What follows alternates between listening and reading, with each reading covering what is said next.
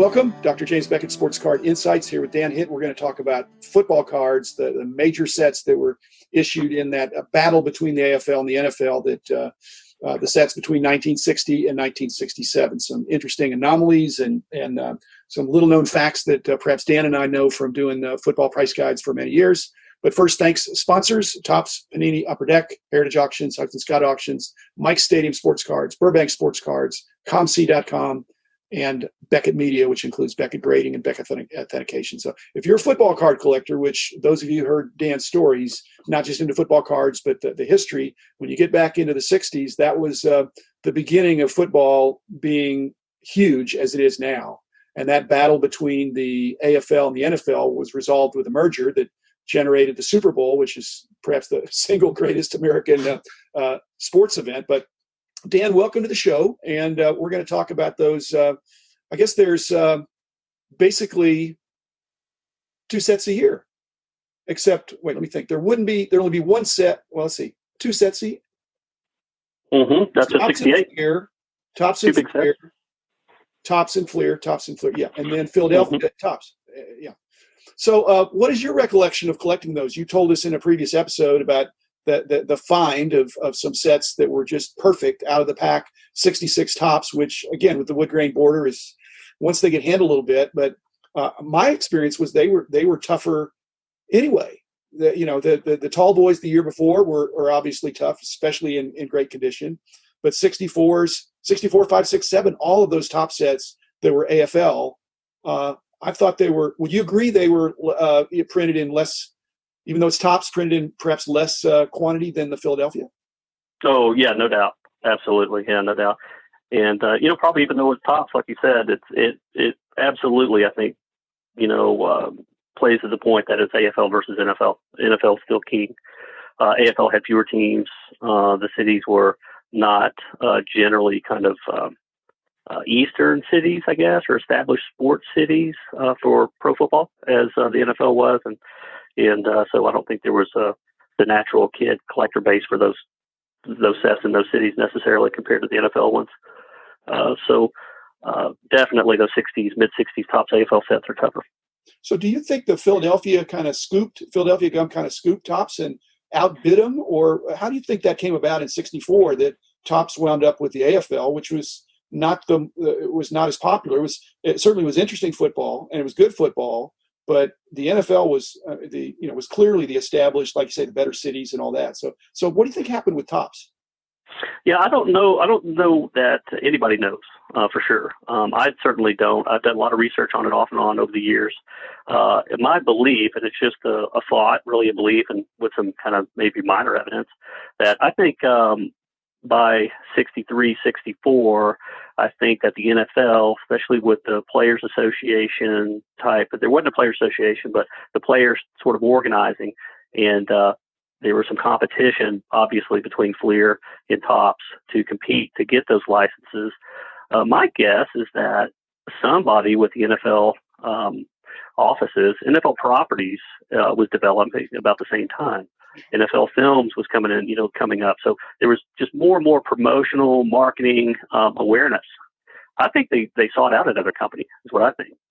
The NFL offices were in Philadelphia until about 1960, and then they moved to New York. So they had a big presence in Philadelphia for a long time, and they had connections. So my think is that they sought them out. So you think it was kind of a wake-up call to Topps. Topps was not the only game in town in the sense that FLIR had put out those sets, but I think you'll agree that the 63 FLIR football was the least produced of those four FLIR sets in terms of it's, to me, much tougher to find than 60 or 61 or 62. So 63 FLIR puts out a set where they don't print out that many cards, and then they have their baseball set, and they're in litigation with Topps. And Topps is taking their eye off the ball, or FLIR had such disappointing sales with their football product in 63 that in 64 the NFL and the players and the properties entertain an offer from Philadelphia Gum. I think so, and it may have had as much to do with the NFL controlling and branding it as much as it did just competing for the dollars. I think that's my theory. Philadelphia Gum You've got the NFL logos on the packaging. Topps never had anything like that. You've got all the team logos are front and center. You see a lot more recent photos with the helmet logos and things. Topps, if you look back from 63 and earlier, those Topps football sets were more generic photos, helmets off. They mentioned the team names, but you didn't really have team logos as much and things like that. It wasn't designed to kind of promote the NFL. Philadelphia Gum had a completely different look and feel that was almost more of a promotional marketing arm of the NFL. Interesting. That's. I see what you're saying. I think they're if that's a fork in the road, and like you say, the prominence of those logo cards, Topps really wasn't doing stuff like that, and so maybe Philadelphia just came in and said we're gonna be responsive. This is our only game. I mean, I guess they did some non-sports sets, but Topps was Topps. They were the incumbent. They just did it the way they did it. On another note that I just want to get your opinion on, in 61, you've got a set that is split. Both sets are kind of split with cooperatively. The Topps and FLIR each have NFL series and AFL series. Mm-hmm. Right. These companies do that now. I mean, I'm one of the things I've mentioned on the podcast. I'd like to see more cooperation among the card companies, and I know it's difficult and it's a very competitive environment. But how could they pull that off in 1961? You think the NFL said, we're not going to give it to we're going to let each of you do it this way? Yeah, that is a good question. I don't have a real clear answer of why. I think a lot of things in those early 60s were with the leagues, with TV becoming such a prominent impact on the league, the new league competing. I think everything was just in flux. I don't think that. So my guess is that, the NFL and maybe the card companies were a little bit more willing to try some things. I'm not sure why the NFL would kind of allow FLIR and Topps to also produce AFL, other than the NFL got two card companies. And so maybe that was sort of part of the let's try it. Kind of a quid pro quo. I just think that it's just hard to get them to cooperate. And the NFL being the big gorilla, I mean, why would they give oxygen to the stars? And I don't know, especially including them with Topps. And so I'm just wondering if that wasn't something but the NFL was really interested in expansion. You had the Cowboys, the Vikings. You had these new teams, these new parts of the country, and that just seems weird. And then in 62 and 63, they split back out, and then you've got the FLIR sets are pretty basic and small, and the Topps sets are problematic because of the short prints in 62 and 63, and the black borders in 62. That's just. Were those tough sets for you too? I mean, I originally collected those, not in 62, but I remember seeing them. And as an adult collector, I went back and got sets of those. But it was tough piecing together some of those cards, especially in nice shape. Did you find that? Oh, yeah, definitely. Yeah. 63 Topps in particular seems to be, compared to 62, I don't know, because there's been some finds of 62 packs and boxes, but it seemed like 63 Topps football, there was sort of a quantity drop-off to not only condition with those colored borders was tougher, but it just seemed like the print runs were much smaller compared to even like 60 or 61. And I think, going back to the FLIR versus Topps thing, in 61, FLIR and Topps were, if I'm not mistaken, involved in a lawsuit. Right. And mainly about baseball, of course, but they were competing at all levels, at real high level for baseball cards, but they were signing all kinds of non-sport properties and things like that. So I don't know if it was more FLIR versus Topps compromise than it was NFL AFL compromise then that for 61 football. Because there was a gap year in baseball, right? So there wasn't any kind of 60 FLIR, if I'm not mistaken. In the 63, instead of the all-time greats, they had a current player set. Right. Well, but, yeah. Some people think the all-time greats, the 61 set came out in 62 or was still on the shelves.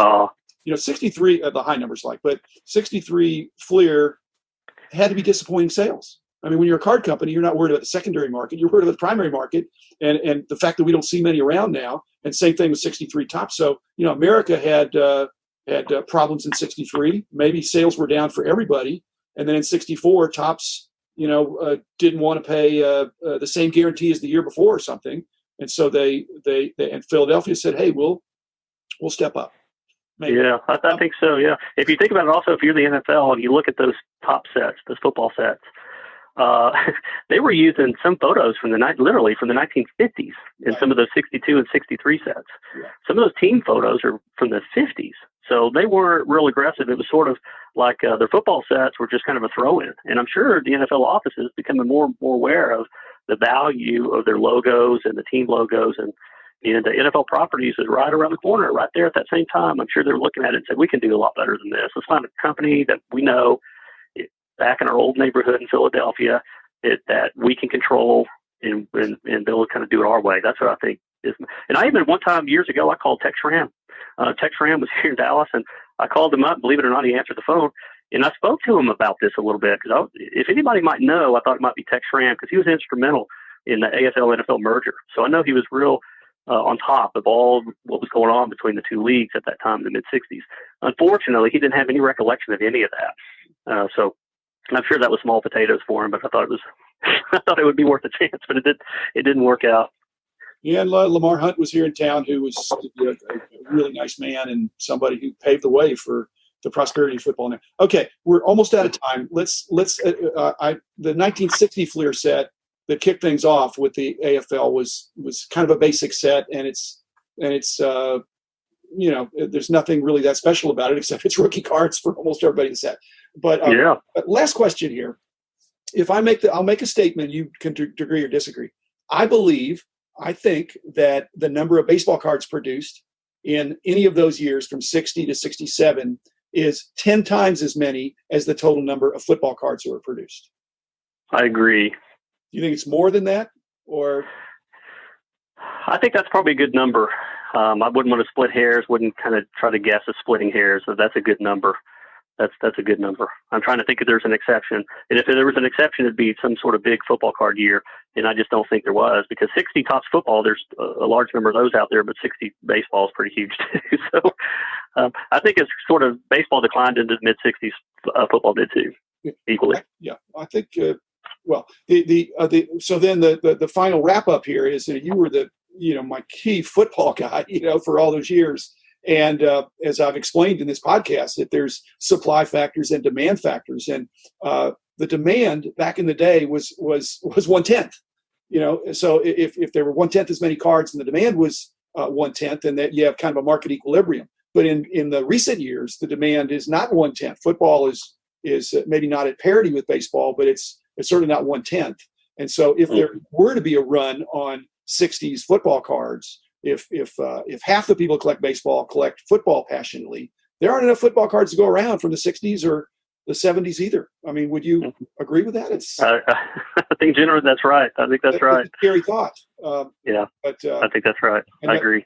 Well, we're essentially out of time, and basically, we really haven't mentioned some of the great players in those sets, but just check it out. We're Beckett.com, the online price guide, and the magazines. You can get the current values. It makes it look like those sets, Dan, look like just bargains. That's right. To the scarcity of the cards. I'm not trying to cause a run on it, but they're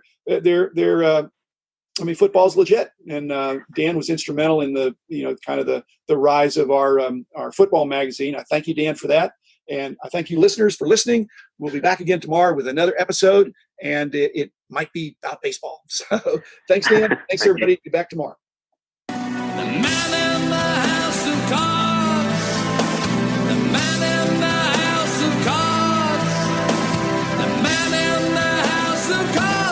Is doing